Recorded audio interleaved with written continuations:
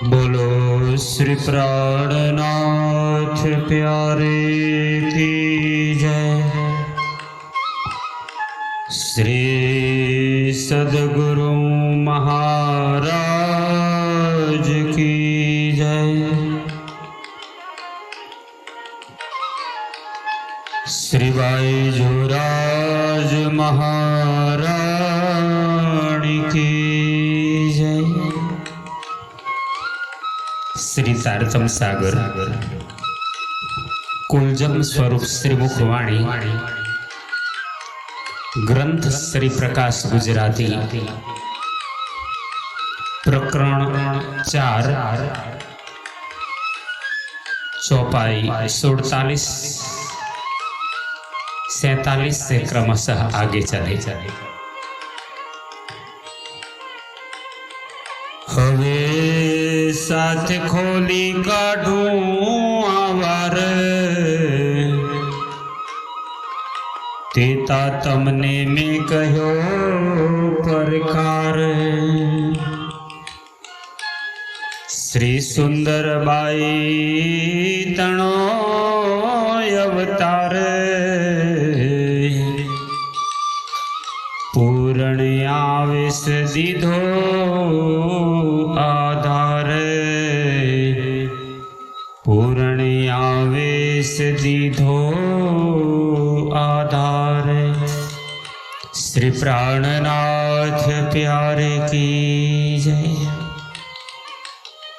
हवे साथ खोली काढू आवार।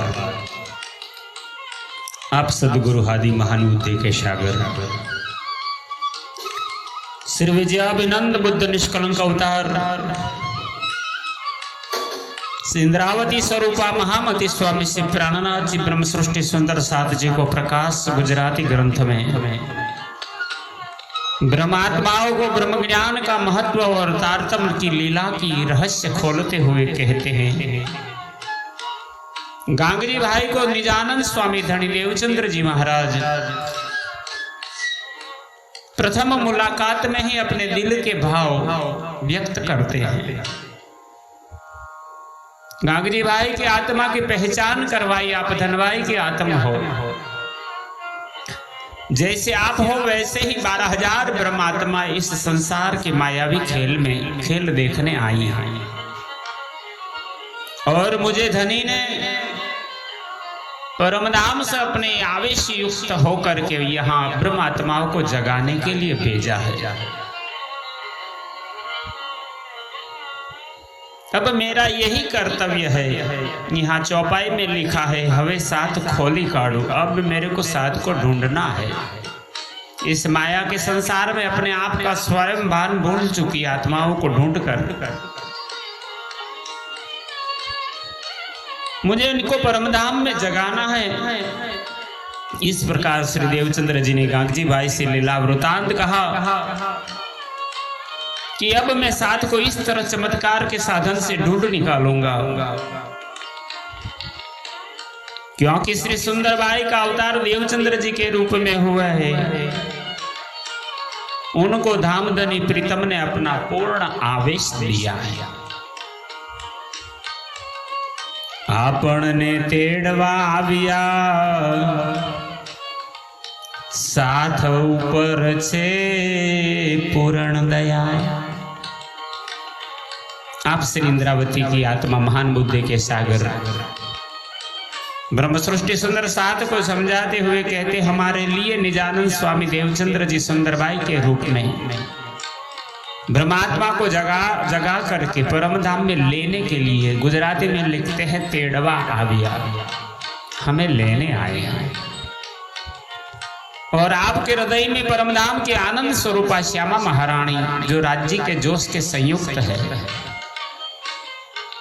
इसलिए आप ब्रह्म सृष्टि सुंदर साथ के ऊपर पूर्ण दया करने के लिए ही प्रकट हुए हैं। अनेक वचन आपण ने कह्या पण भरम आड़े रुदे नव रह्या। हमारे निजानंद स्वामी सदगुरु जी ने ब्रजराज परमधाम और जागने लीलाओं के वृतांत के ऊपर बहुत सी बातें समझाई, पर हम माया के खेल में ऐसे बोले हैं। हम सबको उन्होंने अनेक प्रकार से उपदेश देकर कहा, किंतु हमने मायावी भ्रम के कारण उनके वचन हृदय में ग्रहण नहीं किया। त्यारे अनेक विधयापण ने कही, पण भरम बैठो चित आडो थई। आपने शास्त्र पुराण वेदांत जो भागवत पूरे साख नहीं कथाए दंतनी सत्यवाणी वाक। कुरान पुराण सभी के शास्त्र साक्षी दे करके अनेक प्रकार के दृष्टांत दे करके आपने हमको परमधाम की नींद बताई, पर हमारा अज्ञान, हमारी निंद्रा और माया का खेल देखने की चाहना, यही सत्य है मानकर हमारा ब्रह्म जो हमारे चित्त के आड़ आगे आकर के बैठा है, तो हम उस ज्ञान के रहस्य को समझ नहीं पाए। देवचंद्र जी ने हम सबको विविध प्रकार से समझाया, किंतु अपने मन में भ्रम का आवरण होने से ग्रहण न कर सके। अनेकापण ने कहया दृष्टांत, तो हे बैठा में ग्रही स्वांत। हमारा अज्ञान भ्रम अड़चन डाल दी थी। यद्यपि सदगुरु जी ने हमें दृष्टांत देकर समझाया, किंतु हम शांति से बैठे हैं, हमें परमधाम की कोई चिंता नहीं है, बस माया का खेल अच्छा लगता है। अनेकापण सो कीधा उपाय, तो हे आपणो स्वभाव न जाए। हमारे कारण धनी ने कितनी प्रकार का कष्ट सहा, कई प्रकार के उपाय किए ब्रह्मात्माओं को जगाने के लिए, पर माया का खेल में आने के बाद हमारी अपनी शुद्ध बुद्ध भूल चुकी हुई आत्मा, अपना स्वभाव भी जीव के प्रकार बन गया है, अपने स्वभाव गया ही नहीं। अनेक पेरे कहूं तारतम, तो हे आपणो न गयो भरम। सदगुरु जी ने तारतम 8 प्रकार के तो तारतम बताए गए हैं। अनेक प्रकार से तारतम ज्ञान की लीला रहस्यों को वर्णन करते हुए ब्रह्मात्मा को जगाने की कोशिश की, पर माया का भ्रम ऐसा था, हमारे दिल से हटाए नहीं, हमारा भ्रम गया ही नहीं, हम कैसे जाग पाएंगे। अनेकापण सो कीधा विचार, कहीं कहीं बांक टालो आधार। हमारे बीच बैठकर सदगुरु धनी ने अनेक प्रकार से विचार कर समझाया और हमारे दोषों को दूर किया। वेद पुराण शास्त्र व अन्य साधु संतों की वाणी भी समझाकर साक्षी दी। अनेक पक्षे समझाव्या सही, आपण ने टांकी लागी नहीं। पर हम ऐसे निष्ठुर अज्ञानी भ्रम निंद्रा में पड़े, इतना सब सदगुरु ने किया, फिर भी हमारे दिल पर कोई असर नहीं हुआ। हमें टांकी नहीं लगी, हमें कोई चोट नहीं लगी दिल पर, हम वही जगत के जीव की प्रकार ही चलते रहे। अनेकाड़ी का मेल्या आधार, तो हे आपण ने न वलिसार। तब अनेक प्रकार से चमत्कार दिखलाए, जैसे ब्रज की माखन लीला, दीवालों पर दही के छांटे पड़ना, नवतनपुरी में जैसे चित्र बनाते थे तो वहीं कृष्ण प्रकट हो जाते थे, गोपियां वहीं रास खेलने लगते थे। श्री कृष्ण के आवेश स्वरूप का आना, नवीन नवीन वस्तुएं देना, दर्शन लीला आदि, फिर भी हमें उनके स्वरूप की पहचान नहीं हुई। कितने कितने प्रकार की आदि का लीला देवचंद्र जी के समय में सुंदर साथ जी ने प्राप्त किया, फिर भी हमारी आत्मा नहीं जगा पाए। अनेक प्रकार करी करी रहया, पक्ष पच विष आपण ने कहा। फिर भी हमें उनके स्वरूप की पहचान नहीं होने के कारण धनी ने कई प्रकार के प्रयत्न किए एवं परमधाम के 25 पक्षों का वर्णन भी किया, हमें परमधाम का दर्शन भी करवाया। ते पण आपण रह्या सही, तो हे भरम उडाड्यो नहीं। श्री इंद्रावती जी कहते परमधाम की लीला हमने समझी तो सही, समझ कर रह गए, बस सुन लिया, ब्रह्म का पर्दा दूर नहीं हुआ। तो हे आपण ऊपर अति दया, व्रज तना सुख विगते कया। सदगुरु धनी ने अपने ऊपर अत्यंत कृपा की, उन्होंने ब्रज के सुखों का विगतवार समझाया कि कैसे हमारे धनी कभी मक्खन की चोरी करते थे, कभी गोपियों के साथ रास खेलते थे, कभी वस्त्र हरण करते थे, कभी गोवर्धन की लीला किया। ब्रज की लीला का आनंद ही अलग था। हमें वो सुख तो धनी ने इस संसार में आके दिए हैं। वली वसे खे वर्ण व्यो रास, पहला फेरानो की दो प्रकाश। और ब्रह्मात्माओं के लिए धनी ने विशेष करके रासलीला का ऐसा वर्णन किया कि आज तक न सुखदेव, न परीक्षित, न कोई शास्त्र कथन करने वाले स्वयं वेदव्यास जी भी नहीं जान पाए। विशेष रूप में रासलीला का वर्णन किया और पहली बार जब ब्रज में आए थे उसकी सब बातें उन्होंने प्रकट की। तो हे आपण हजी तेह नाते है, वली वर्ण व्यासी धाम स्नेह। फिर भी हम माया के ब्रह्म में पढ़कर वैसे के वैसे ही रहे। तत्पश्चात उन्होंने परमधाम का मूल स्नेह जो अपना धनी से है उसी का वर्णन किया। परमधाम की लीलाओं का धाम वर्णन प्रदर्शित कर दिया। दयापण ऊपर अति घणी, तो परगट लीला की घर तणी।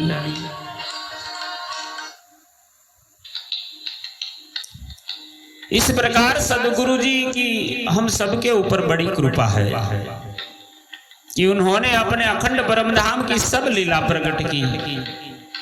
उस समय धनबाई की वासना श्री गांगजी बाई ने सदगुरु धनी की पहचान कर तन मन धन से उनकी सेवा की थी। धनबाई ओलखी धनी, शोभा साथ मालिधी अति गणी। आप जब निजानंद स्वामी धनी देवचंद्र जी ने ब्रजरास और परमधाम की लीलाओं का वर्णन प्रत्यक्ष प्रकट कर दिया, तब धनबाई की आत्मा जाग गई और फिर इन्होंने तनमन धन से परमधाम के नाते से संपूर्ण कुर्बानी देकर के इन्होंने सेवा की। शोभा साथ माली थी अति घणी। आपने तनमन धन से उनकी सेवा की, उससे उनको सब साथ के बीच में अत्यंत शोभा प्राप्त हुई। साथ सोहेत की दापार, धन धन धनबाई को अवतार। यहाँ महामती श्री प्राणनाथ जी इंद्रावती की वासना के रूप में गांगजी भाई ने जो महान कर्तव्य किया, इसका महिमा गान करते हुए कहते धनबाई की वासना श्री गांगजी भाई का अवतार धन्य हो गया, जिन्होंने समस्त साथ से प्रेम प्यार का व्यवहार किया। यद्यपि उनको मायावी अड़चने आई, जैसे कि धनी को छोड़कर व्यापार के लिए जाना, घर में स्त्री द्वारा सदगुरु के बच्चों की परवरिश में अड़चन आना, त्यारे अड़वड़ती उभी राखी आधार। कई कसौटी, कई कठिनाई, कई तकलीफ आई। फूल को लीलबाई का धाम गमन हुआ तो अपना परिवार और सदगुरु का परिवार दोनों को पालने की उनको दिल को जो भाव थी, तो तकलीफ उसमें भी आई, कठिनाई आई। वास्तव में गांगजी भाई जहाज के द्वारा तुरंत देशों में व्यापार किया करते थे। जब से सदगुरु आ गए, इनका व्यापार बंद हो गया। व्यापार करने चले जाते तो इस नीति का इस सेवा करने का अवसर नहीं मिलता।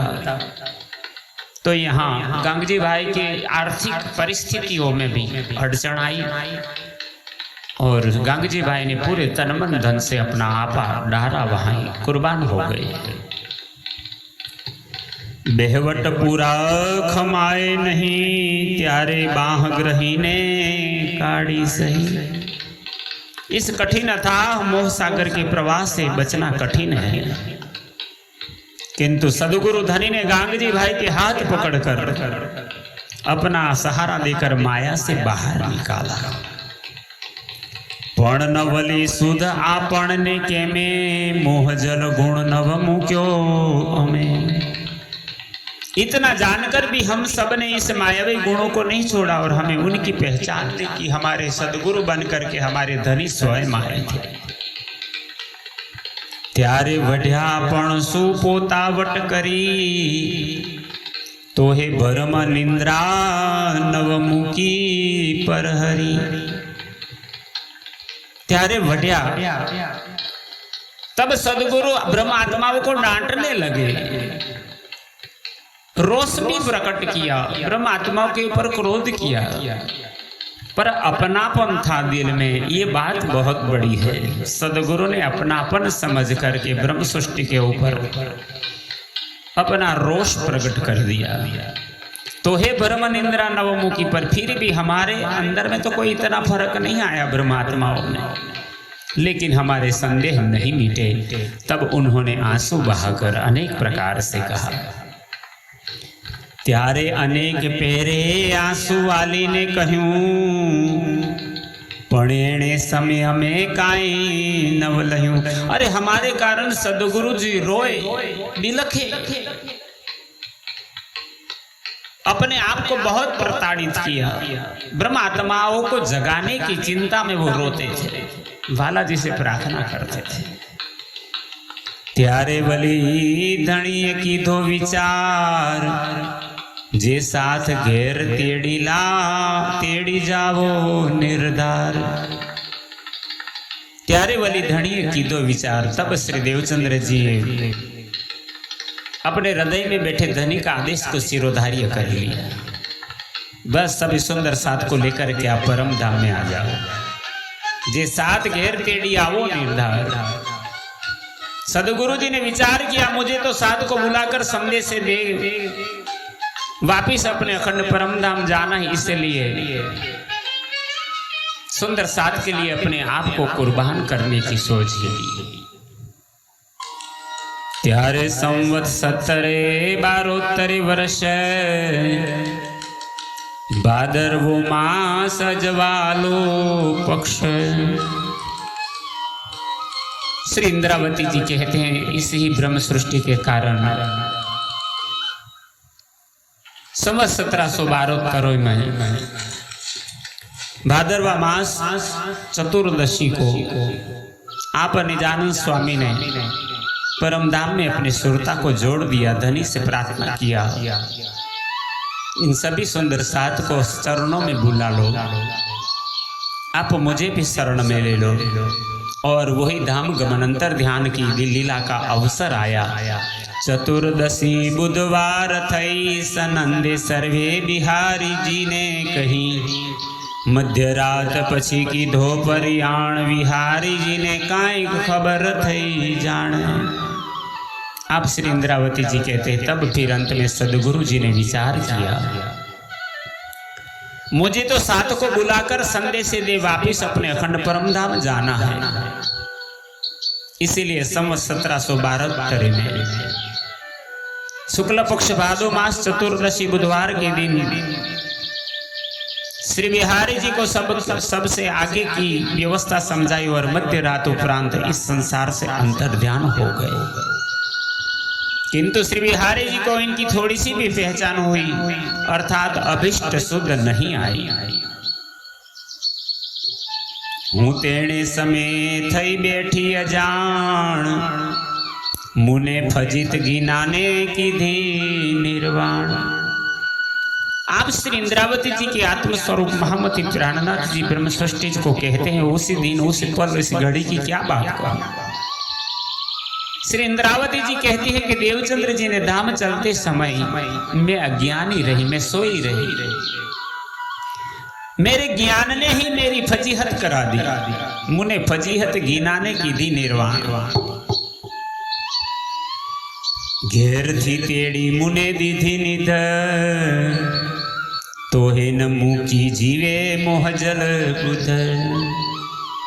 मैं शर्मिंदा बनी रही। उन्होंने धाम चलते समय मुझे घर से बुलवाया और संकेत के वचनों से कहा कि तुम्हारे बिना मैं धाम में प्रवेश नहीं कर पा रहा हूं। बाई जी ने धाम चलते यों कर कहे वचन ठाड़ी खड़ी इंद्रावती इनके हाथ जागन सुना रहे थे सबको। ये सब इंद्रावती जी जानती थी, फिर भी इंद्रावती जी तैयार नहीं हुई परम धाम जाने के लिए। इंद्रावती जी तब कहते तब मुझे जागने के प्रभार की निधि सौंप दी, सुंदर साथ की जिम्मेवारी सौंपी। इतना होते हुए भी मेरी जीवात्मा ने मोहजल की बुद्धि नहीं छोड़ी। मैं भी परमधाम का नाता नहीं पहचान पाया और मैं संसार में रह गया। मुने हती माया नी लहेर तो नाव्यो जीवने बहेर। श्री इंद्रावती जी कहती है कि ऐसा जान पड़ता है कि मुझे मायावी ज्ञान का प्रभाव था, जिसके कारण ही मेरी आत्मा को वचनों की हवा न लगी और अखंड आनंद का अनुभव उस समय नहीं हो सका। तब उसी समय यह अखंड ज्ञान की वस्तु मेरे हाथ से निकल गई। त्यारे मारी नींद गई माहे थी मारे हाथ, श्री धाम घेर पहुंचा प्राणनाथ। और मेरे प्राणाधार सदगुरु धनी अखंड परम धाम में पहुंच गए। मेरे हाथ से वो संपत्ति चली गई। मैं उस सब वक्त को पहचान नहीं पाया धनी क्या कहते थे। आहियम माहे थी अदृष्ट थया, हमें सारा साजा बेसी रया। आप महान बुद्धि के सागर इंद्रावती स्वरूपा महामती प्राणनाथ जी महाराज इस प्रसंग को वर्णन करते कहते हैं सदगुरु हमें छोड़ के चले गए यहाँ इस मायावी संसार से। हमारे बीच से धनी अंतर्ध्यान हो गए और हमारे शरीर के सभी अंग ज्यों के त्यों मौजूद बैठे रहे। जो काई जीवने आवे भाई, तो वचन केम काने संभलाए। यदि हमारे जीव आत्मा में कुछ भी पहचान का भाव होता तो सदगुरु के धाम चलने की खबर के शब्द भी मेरे कान न सुन सकते तथा उनके साथ ही मेरा शरीर छूट गया होता। तेता में जोयु मारी दृष्ट अने जीव थई बैठो कोई दुष्ट। श्री इंद्रावती जी कहते हैं मैंने भी अपनी प्रत्यक्ष दृष्टि से जोया देखा है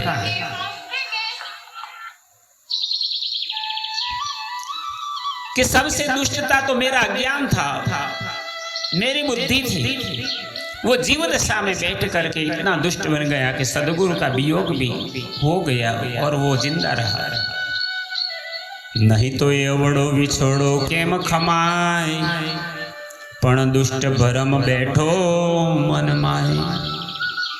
यहाँ तो मैंने अपनी आंखों से देखा है कि मेरा जीव दुष्टात्मा होकर बैठ रहा, अन्यथा यह धनी का वियोग कैसे सहन कर पाती, परंतु दुष्ट ब्रह्म मन पर बैठ गया और मैं जिंदा हूं आज। एक वचन तणो नव कीधो विचार, न कायो लखिया आधार। आप इंद्रावती जी कहते हैं सदगुरु जी ने इतना ज्ञान दिया, इतना प्यार किया, अपनापन दिखा करके पूर्ण शोभा मुझे दिया, परमधाम की निधि दे दिया, फिर भी मैंने क्या किया। एक वचन तणो नव की दो विचार। सदगुरु के वचनों पर मैंने कभी सोचा ही नहीं कई ओल के आधार अपने प्राण वल्लभ धाम धनी श्री राज जी की पहचान नहीं कर पाए। सांभलो रतन बाई ये की हूँ प्रकार, एवी बुध केम आवी आवार।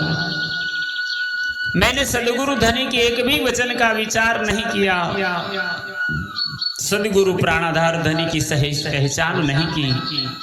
हे रतन भाई, यहाँ इंद्रावती जी बिहारी जी को सुना करके अपनी दिल की भावना व्यक्त करती हैं। कहती है हे बिहारी जी सुनो, मेरे दिल में इस समय ऐसी बुद्धि क्यों आई, क्यों सदगुरु ने मुझे भी साथ में नहीं लिया।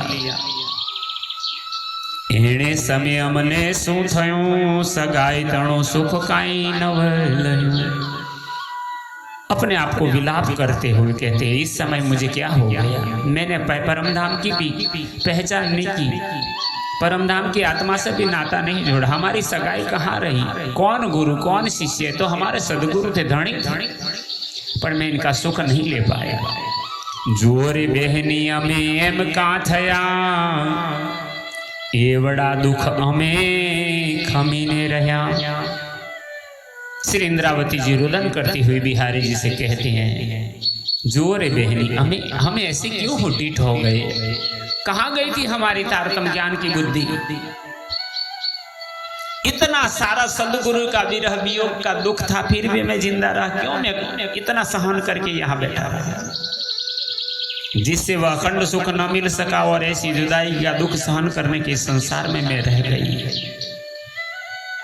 ये दुख नी वातो छे अति घणी, पण आगना मारा वाला जीतणी। श्री इंद्रावती जी रुदन करते हुए सुंदर साथ जी को कहते, मैं भी प्राण छोड़ देती। ये दुख की बात है कि मैं अभी जिंदा हूं, पर ये आज्ञा मारा वाला जीतणी, मेरे सदगुरु मेरे धनी ने मुझे आज्ञा दी थी सुंदर साथ को जगाकर तुझे परमधाम में आना है। इन सभी आत्मा को जगा करके ही तू आएगी, तेरा एक कर्तव्य रहेगा। एणे समय जीव निद नव जाए, तो आवेश स्वरूपे के मुकाए। यद्यपि सदगुरु धनी की जुदाई के विरह की दुख गाथा बहुत असहनीय है, किंतु ऐसा जान पड़ता है कि मेरे प्रीतम धनी की यही आज्ञा है। अन्यथा यदि इस समय जो सदगुरु धनी धाम न जाते, तो फिर उनके पास आने वाले आवेश के स्वरूप कैसे दूर होते। अगर सदगुरु धाम नहीं चलते तो इंद्रावती को शोभा कौन देता। इंद्रावती के अंदर पांचों स्वरूप कैसे प्रकट हो जाती, और श्री मुखवाणी का अवतरण कैसे होता। श्री मुखवाणी का अवतरण नहीं होता तो संसार की सभी ब्रह्म सृष्टि की आत्माएं कैसे जागृत होती। ऐसा दिल में भाव लेकर के इस प्रसंग को 67वीं चौपाई को यहाँ हम विराम देते हैं, फिर क्रमशः आगे चलेंगे। बोलो श्री प्राणनाथ प्यारे की जय। प्रकरण 4 चौपाई 47 से 67 तक अभी विवरण आप श्रवण किया। प्रणाम। बोलो श्री प्राणनाथ प्यारे की जय।